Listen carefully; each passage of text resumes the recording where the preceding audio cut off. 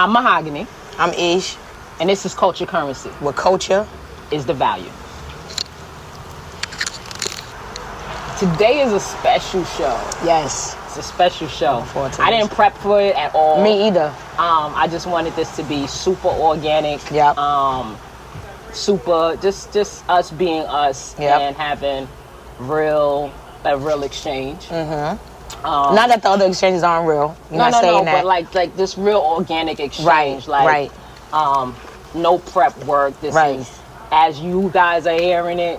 So are we. yeah. So there are a lot of people who don't know us, but there are a lot of people who do know us and understand that we have a history that took a pause for a minute. I was thinking about how long.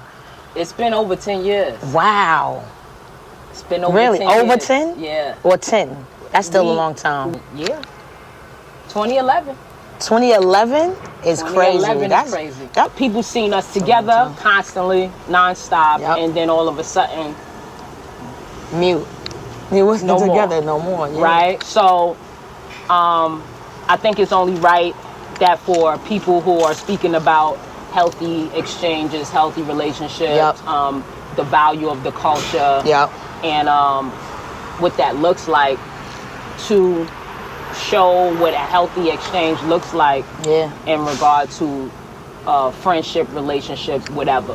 Right? So we decided that it was a good idea to have the discussion on camera, allow our audience to be privy to what happened, how we got through it, and how we got back here. Absolutely. It also gives you a clue into who we are. You know, it's very important that's coming onto the podcast scene, but we've been doing community work and other projects, and so much together over the years, you know, that it is important that that our audience, you know, gets to know who we are. Absolutely. And then, like Mahagony said, how we handle that conflict process. Yeah. So what I'm thinking is we start with how we met, and then bring it all the way to you do remember how we met? I remember. Absolutely. Okay. It's a nice love story, guys. So we met at a housewarming. Was it a housewarming or a house party? It was a house party. Okay. Yeah, it was a house party. Of someone I work with. We both knew her. Yep. From different sites. Yep. Both worked with her on some level. From different sites. Yep. At the Home Children's Zone? Yep. You worked at HEC too? Yeah, I was security. I knew that? Yeah. Yeah, but you know, loosely now. Yeah, all right, so boom. A mutual friend. And I remember we sat next to each other at her spot, and you told me you rap, and then you put on some of your music. I said, let me hear your music. Yeah. And I was like, yo, you nice. And I was like, I used to rhyme too. Yeah. I think it was it from there. I think we just became friends from there. Yeah, it was super cool because I had just dropped my first independent album. I was looking for the response of the people, you know, first hearing, you know, the album, and I asked the young lady to play it on the radio while everybody was there, and the response was favorable. But out of everyone, your response was to come and connect, and I thought that was dope. People don't usually do that. Yeah.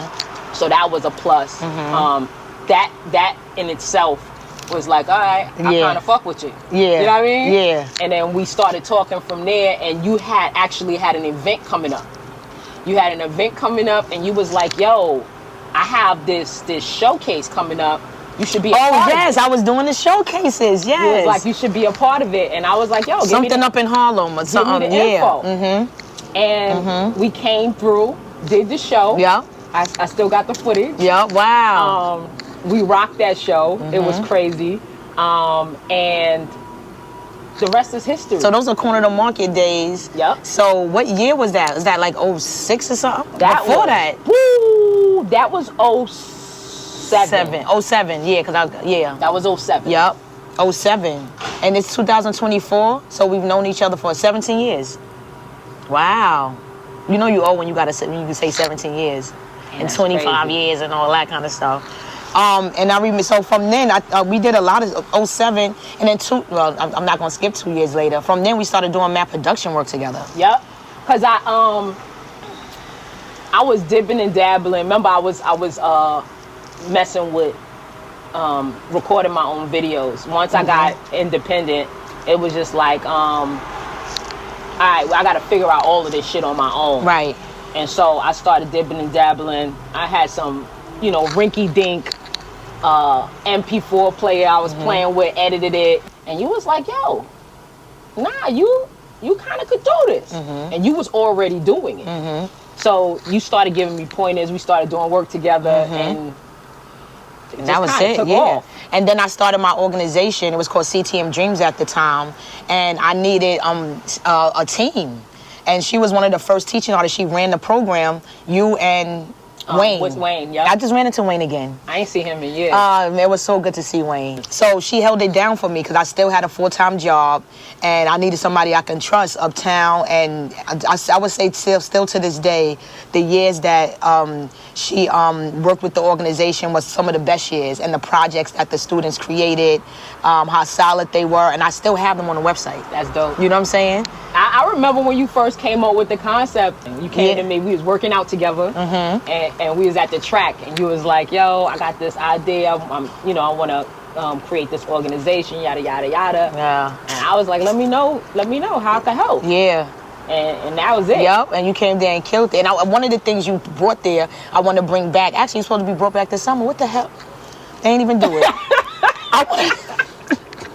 What was that? The confessionals. I love that. At the end of the day, you had them come sit there, and then you did the confessionals and all of that. So I want to bring that back. Nice. Because the things that worked is like all the things that because those things actually they actually do some of your work for you. Exactly. You know what I mean? Yeah, you got all the information you need. Social media space now, like instead of you having to have somebody come shoot all the time. Right. It's like the kids is telling you on a regular basis exactly what they're experiencing. Exactly. It's just so much stuff. And then let's talk about Straight Talk, what we did together. Oh. She comes in with great ideas, I gotta tell you, and brings me in, and I appreciate it. That's good stuff. Yeah. Yo, Straight Talk. A lot of people know about it because we sold out Alvin Ailey Theater, multiple times with it. But Straight Talk was at the very beginning of like a lot of movements when it comes down to the LGBTQ community. And nobody was having like the real conversations, the hard conversations, and nobody brought the heterosexual and gay community together. Right, so have those I decided to do that, have those conversations between both to get a level of understanding and have some dialogue that could actually push us forward. And it became a documentary that was just like, it was dope. Yeah, it was a successful night, It was super successful. Yo. And we had some really big people in the audience who came to us and was like, yo, we could see this doing something on HBO. And we had to go back, do a couple of edits to get it where it needed to be. And they was talking something really big at a time where these things weren't happening for the average person. They just weren't. So I'm looking like they talking about a bed. My peoples, we share the bed. Right. That's how I look at it. Yeah. So I'm like, yo, it was me and my brother from another mother, Jesse, who initially produced it. Like Aisha actually she was a part of it without being a part of it because she was allowing us to use the equipment. Remember we was using the No, I didn't remember that. We was using the cameras. Wow. I didn't have cameras at the time. Wow, well there we go. So it only made sense to say like, yo, get in on this. Right. So I know I we was get this interviewed. bag together. Yeah, you was in it. You was in it. I was in it. But I wanted you on the back end. On the back end. So we gonna chop that money together. Exactly. That's you know how what I I go, mean? man. That's how we live. So I brought her in. Can I pause and say something about that real quick? It's so many relationships where I'm always the person that's bringing the bag to the table or the potential of it. And I thought not that, but because we've been disconnected for so long, that I'm like, I'm always the one I'll make the calls. Nobody calling me like, yo, Aisha, but you always have. I appreciate that. Let me hug. No, because when you think that, it's like, yo, I'm always the one that's making the calls, but you do that for me. Nobody else does. That's serious. For a lot of us, yeah. Where the person. The person, yeah. Yeah, but, I just thought it only made sense, right? This thing was looking like a success. And it was looking to be a greater success going forward. So I wanted to make sure that we pulled everybody together, brought our resources, and tried to, get a situation going. Obviously, the situation didn't come to what we wanted it to come to. But what ended up happening... Oh, wait a minute. That was the start of the end. That was the start of the end. Wow. Nice segue. What ended up happening, right, is like we were scheduling tours, so screening tours. I'm pretty unorthodox with the way that I release things and do things because I kind of like to be at the head of a new fad or a new trend. I don't really follow them. And I'm not really somebody who likes to be within that box of this is how things go. I like to do something different. And so we planned, when we all got together, we planned to do a tour screening. And the dope part about it was I was able to get, after we did our last screening, which we sold out the Hostos Theater, I was able to get the boats. The boats, a yacht. We was gonna do a yacht party / screening. Yep. And we took the proceeds from the sales that we did in the previous joints, and we just flipped it into that instead of spending it on anything else because we knew that it was gonna keep running. Right. And that's where the debacle happened. And the thing is, I wasn't even looking for no bread from that. I was enjoying the process and doing it. Did I know about the HBO stuff? Yeah. I did? Yeah. Okay, I forgot. My brain is crazy. It's funny because it goes back to what you just finished saying, right? The whole, I'm always the person. In hindsight now, we know was, a misunderstanding, but that's where I stood in that moment. It's like I'm the person who shows up for everybody, and I feel like everybody drops the ball when it comes to me. So what ended up happening was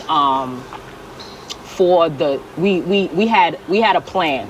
The crew had a plan. It was going to be ticket sales, and we was going to have meetings every week to gauge where everybody was with their ticket sales, and have talks on how we can do better in regards to moving them if anyone is having an issue with moving them. Because we had like, I want to say 2 tours going. The boat was going to do back and forths, different time frames. So that's a lot of tickets to be sold. But we felt with all of us, we could get it done. And so what ended up happening was we was having these meetings, myself, Jesse, Aisha, we were having these meetings and talking about, ticket sales. And where the issue came in at was every week you were like, yo, I got this person, I got that person, I got this amount. So we were under the impression that you were doing good with your sales. And then at the end where we was like at almost, time, it was like I don't have nothing sold.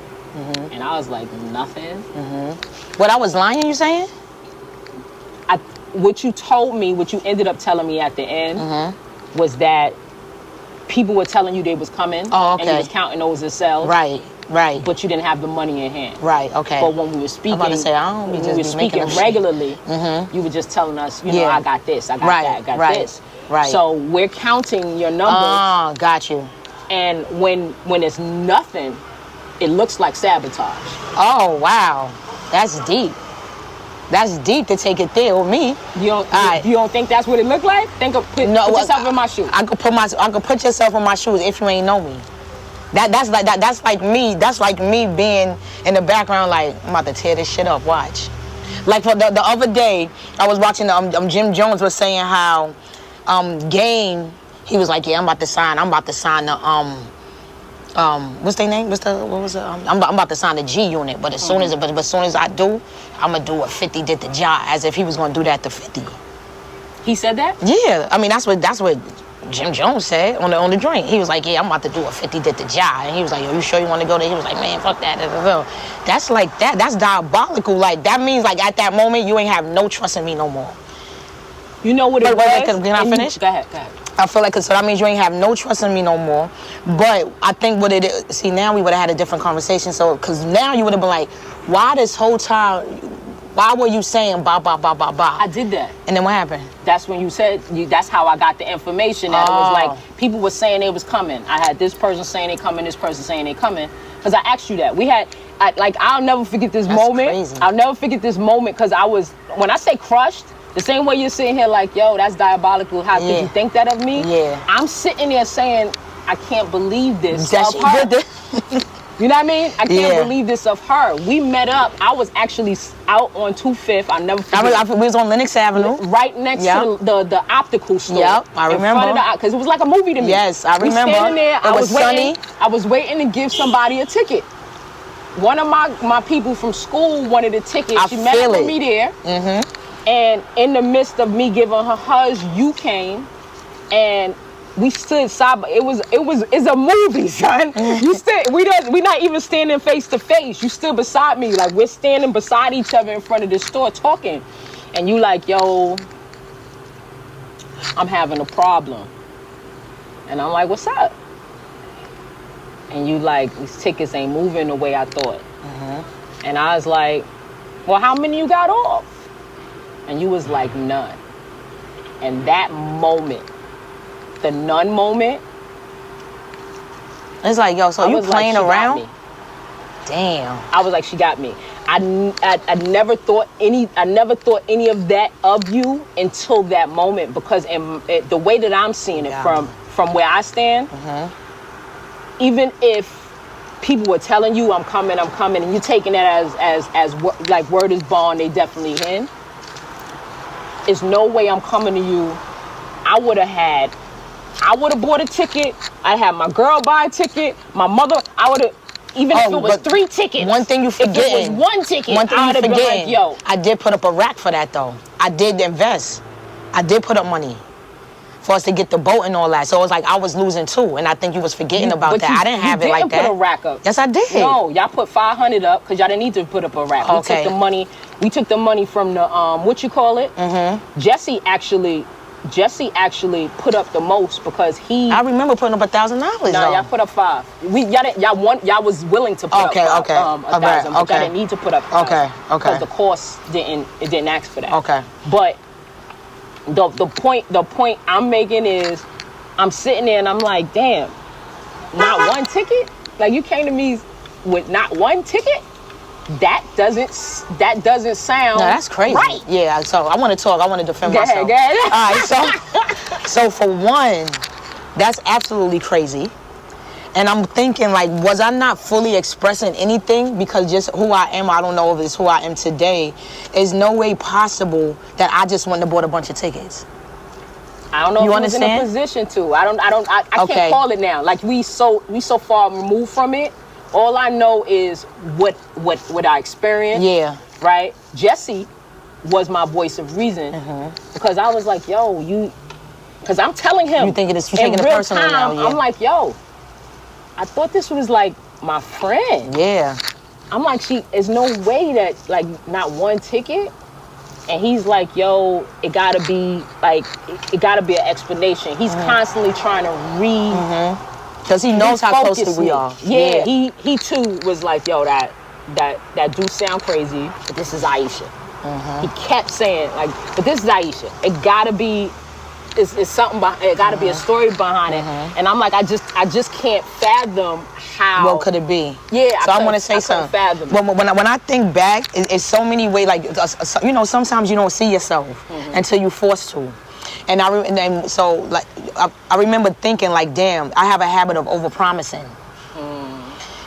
at that time I would call it over-promising and underperforming, because I'm putting myself out there, but it's like, damn, now is an impossible feat. Or things that you know are going to be a barrier, say it up front. Like, for example, just now, I was like, yo, I think I got a song with me. I don't know about a whole album. Oh, me put up, I'm like, all right, bet, let's do the album. And I'm like, damn, I'm going to do the whole album. Like, I'm going to try. I'm like, yo, I can't do it. Midway through, you understand what I'm saying? So not really. So I think after 15 years of being in business, 43 years old, there's a lot of ways that I had to shape up. And I think understanding the impact on our relationship and how I communicated that, oh, I can't meet this thing, or even talking about I think I talked about the barrier up front, but I didn't talk about, I should have given those updates or understanding. You don't have no money in your pocket, you can't count that. You sort don't count your eggs before they hatch, so why are you doing that? And then also, now what can you do? What is the resolve? Like, now for me is the solution. Don't come to the table with no problems to me.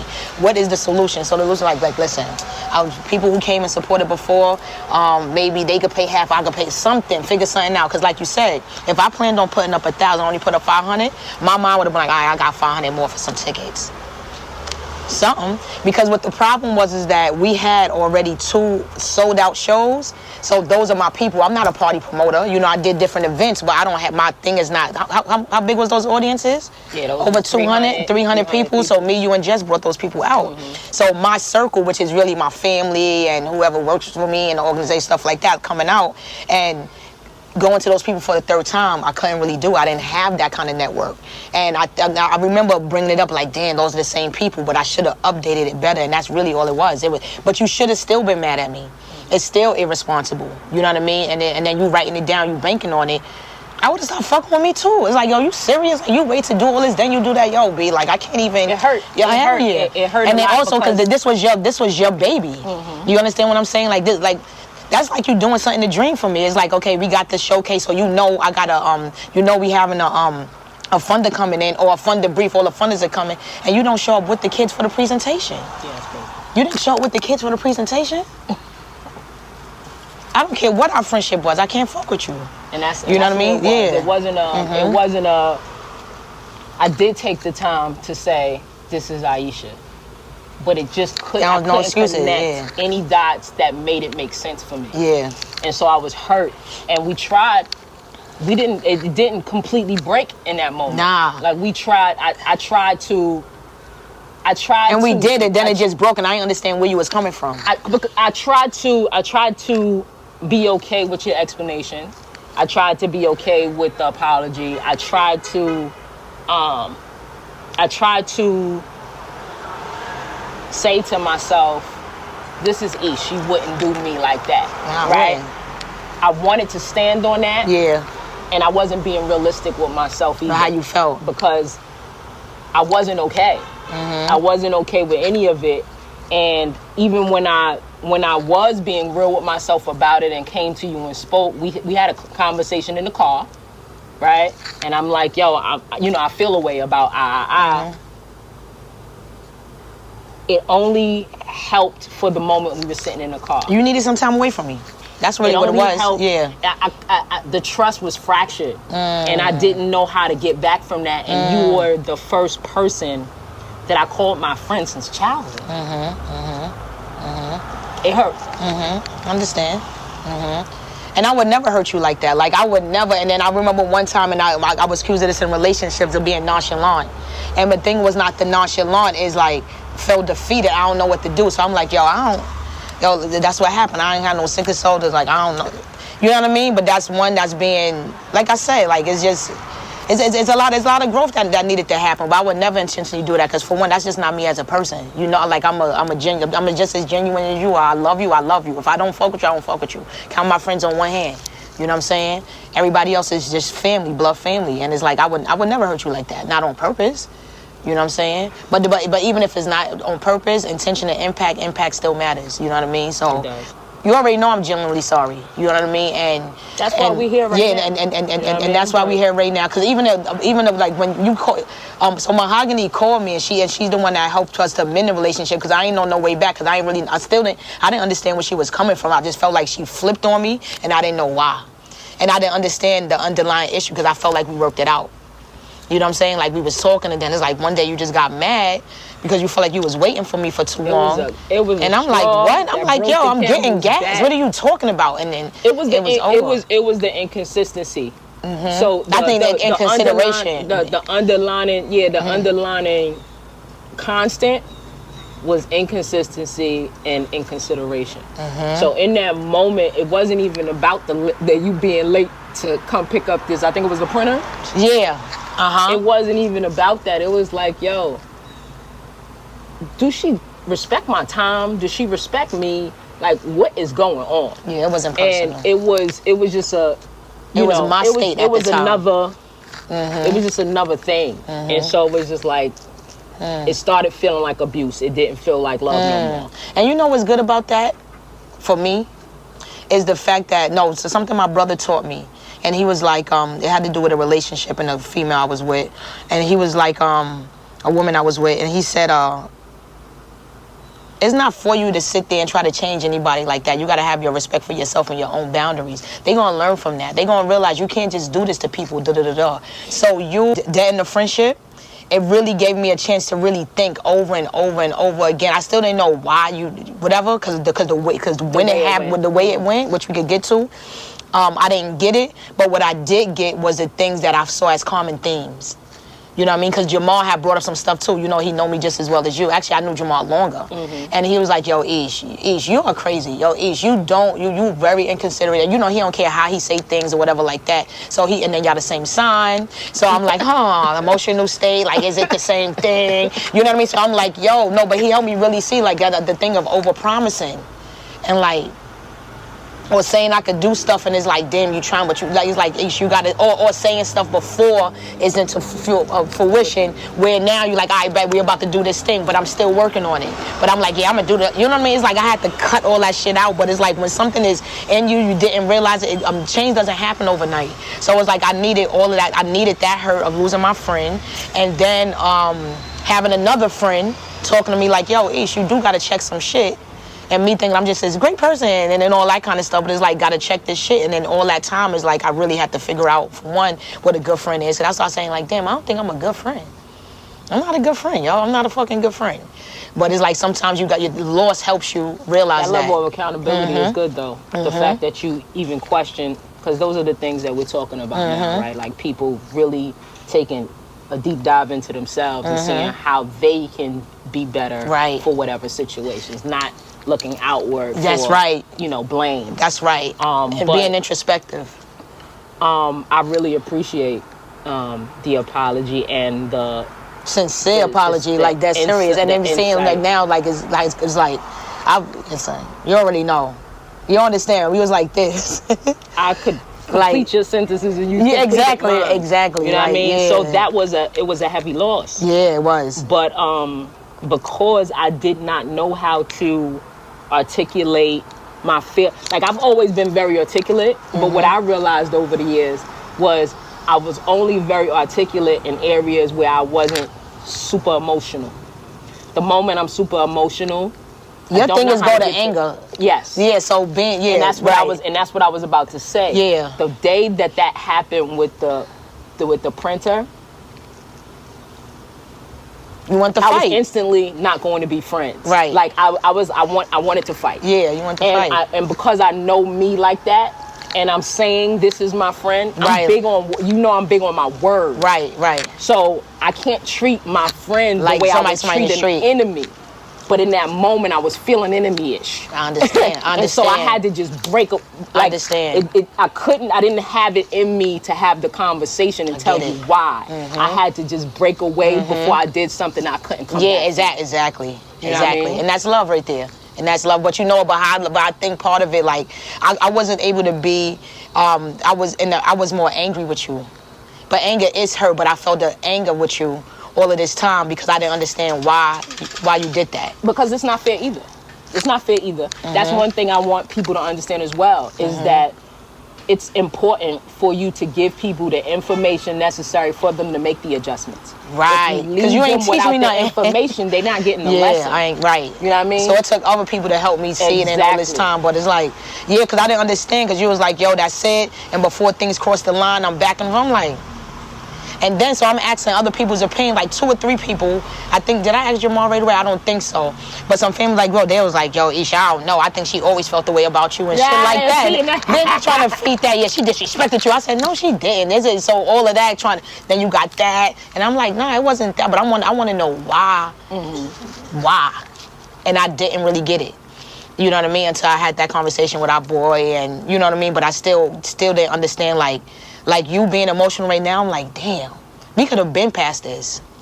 You know what I'm saying? Like, I want to never, it like... obviously was meant for us to have that break and to get to the places we are now, to reconnect. Yeah.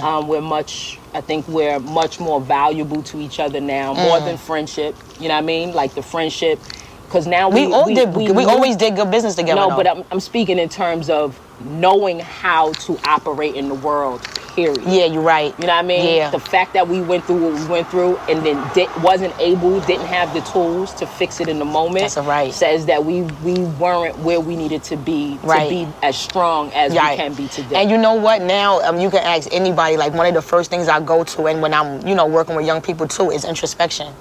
So I always say, okay, when there's an issue, I said, don't worry about what the other person did. That's accountability.